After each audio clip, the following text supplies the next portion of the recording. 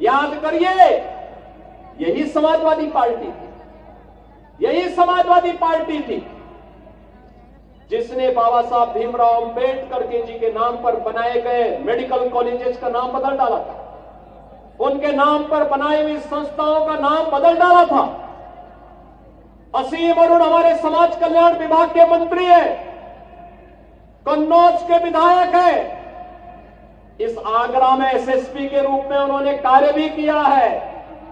और जब इन्होंने मुझे जानकारी दी कि समाजवादी पार्टी ने पाप किया था, मैंने कहा उसी कन्नौज में जाकर के फिर से वहां के गवर्नमेंट मेडिकल कॉलेज का नामकरण बाबा साहब के नाम पर करेंगे। और बहनों और भाइयों, मुझे प्रसन्नता है कि हमारी सरकार ने बाबा साहब के नाम पर फिर से उस स्मारक, वहां पर उस मेडिकल कॉलेज का नामकरण किया। बाबा साहब का महापरिनिर्वाण 6 दिसंबर 1956 को हुआ था। कांग्रेस ने दिल्ली में बाबा साहब का स्मारक नहीं बनने दिया, नहीं बनने दिया। कांग्रेस जब भी आई स्मारक बनाने की मांग होती रही, लेकिन कांग्रेस ने कभी भी स्मारक नहीं बनने दिया। बाबा साहब को भारत रत्न नहीं देने दिया।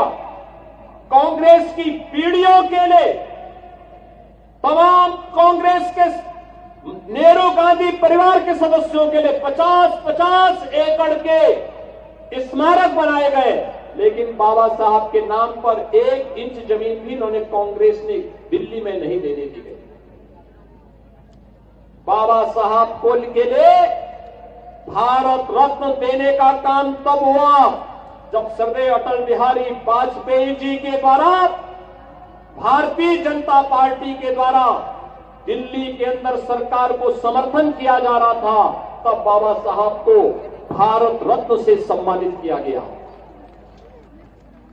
जब बाबा साहब को दिल्ली में स्मारक बनना था, कांग्रेस व्यवधान डाल रही थी। भारतीय जनता पार्टी के सहयोग से बाबा साहब का दिल्ली में भव्य स्मारक बन पाया।